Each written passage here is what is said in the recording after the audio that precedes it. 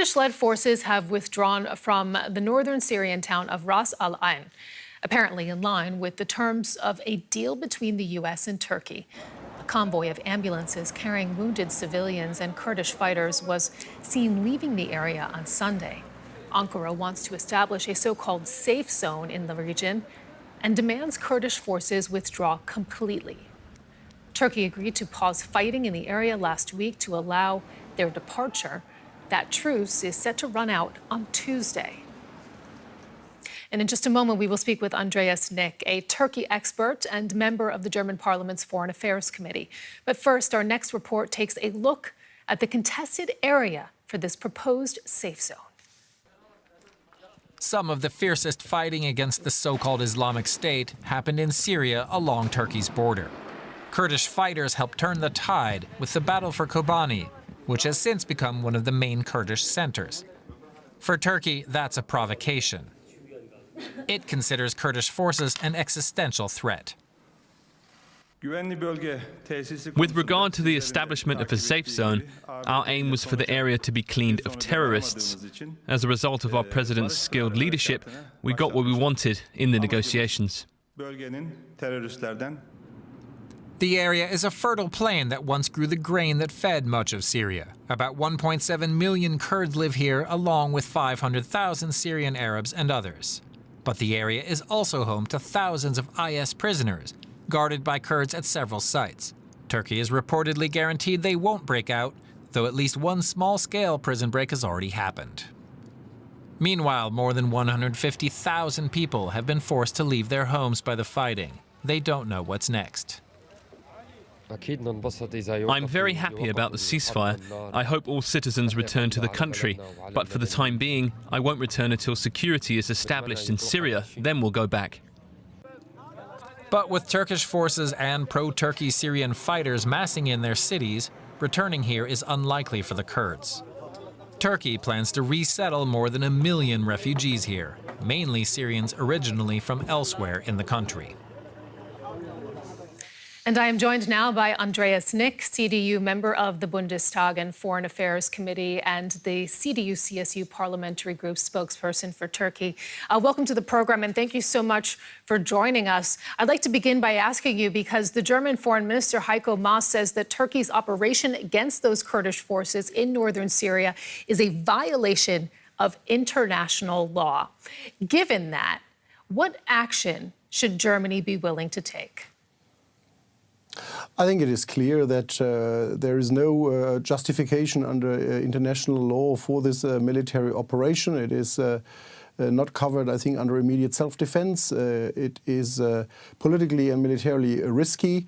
I think we have taken this to the UN Security Council last week. We had a debate here in Parliament. We have initiated some action on the on the EU level with regard to military procurement issues to Turkey. But I think we should avoid the temptation of just focusing on punishing Turkey. We should look for solutions to the region. And I think the ceasefire that has been agreed at least is an initial first step on which we should build further. But Mr. Nick, is that enough? Because, I mean, last week, President Erdogan, he called the German foreign minister a political amateur. Erdogan doesn't listen to what Berlin has to say, does he? Well, I think there is a specific political rhetoric in the bilateral relations, which I think emerges to the front every now and then. I think, from my experience, we will be able to influence Turkish behavior the more and the better if we are seen as also having a realistic view and an acknowledgement of Turkey's legitimate security interests and of Turkey's contribution with regard to hosting 4 million refugees. I think if that's a starting point, you can also have a more tangible and more targeted conversation on what should be done. And some of that is better done behind closed doors than via megaphone diplomacy. Meantime, you know, we have the situation on the ground, the dynamic dramatically shifting. We have Russia, Syria, Turkey, really now the key players after U.S. troops pulled out of northern Syria.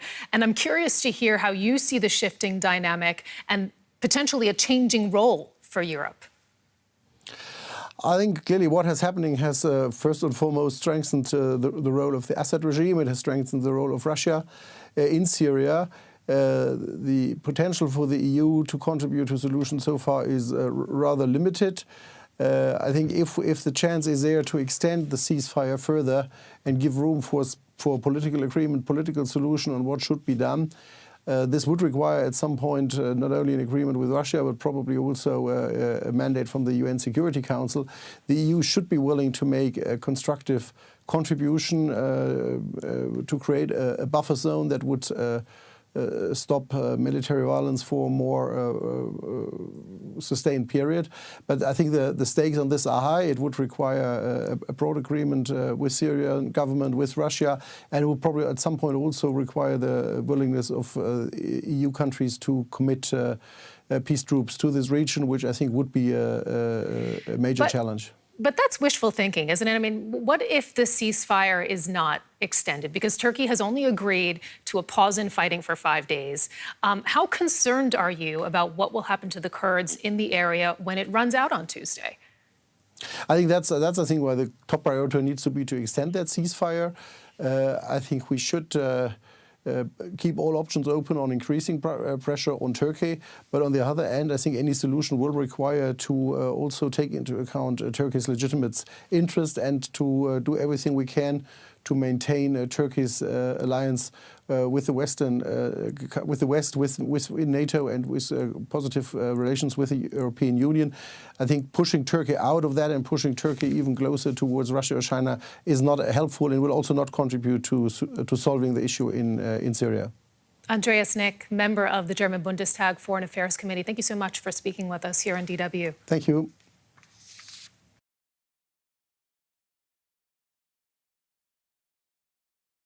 There are two issues, one of substance and the other of circumstances, to consider. I shall address each in turn.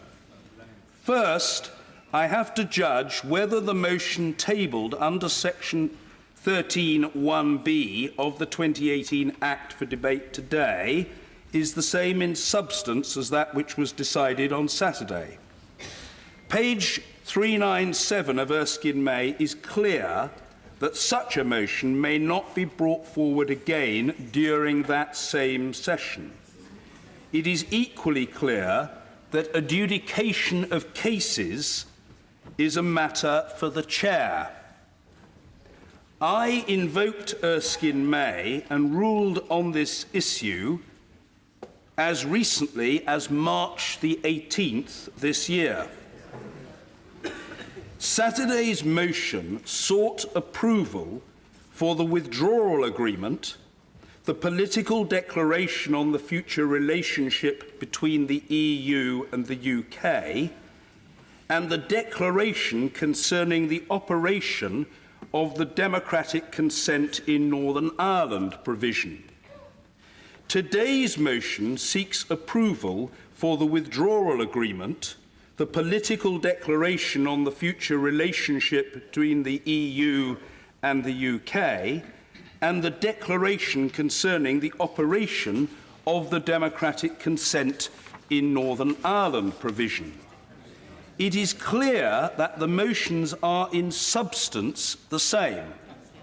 However, this matter was decided fewer than 49 hours ago. After more than 3 hours of debate, the House voted by 322 to 306 for Sir Oliver Letwin's amendment, which stated that, and I quote, "This House has considered the matter but withholds approval unless and until implementing legislation is passed," unquote. The second matter for me to consider was whether there had been any change of circumstances that would justify asking the House to reconsider on Monday what it had decided on Saturday. On the face of it, unless an event or development external to the House had interceded, it is hard to see a significant change of circumstances that would warrant a reconsideration on the next sitting day. In this case, a reconsideration pre-announced by the Leader of the House just under 21 minutes after the result of the division was announced. However, the government might argue, though to date it hasn't put forward any argument or explanation at all, that the change of circumstances is the Prime Minister's application on Saturday night for an extension of Article 50. This is not persuasive. The application is... This is not persuasive. The application is part of a process rather than a significant event in itself. In summary, today's motion is... I'm extraordinarily grateful to the honourable gentleman. If he'd bear stoically and with fortitude, I shall complete my statement. In summary, today's motion is in substance the same as Saturday's motion, and the House has decided the matter. Today's circumstances are in substance the same as Saturday's circumstances. My ruling is therefore that the motion will not be debated today, as it would be repetitive and disorderly to do so. For the benefit of colleagues not closely familiar with the so-called same question convention, which is very strong and dates back to 1604, I will summarise the rationale for it in a sentence. It is a necessary rule to ensure the sensible use of the House's time and proper respect for the decisions that it takes. If it is not legitimate for the motion to be taken today, what is it legitimate for the government to do? The answer is that, as the Prime Minister himself signalled in his point of order on Saturday at column 653 and in his letter to members that evening, the government can introduce its EU withdrawal and implementation bill. Indeed, it has done just that, presenting the bill for its first reading today. I have no doubt that the Leader will offer further details of the intended timetable for the bill when he makes a business statement later today. Meanwhile, I hope that this ruling and explanation are helpful to the House. Order.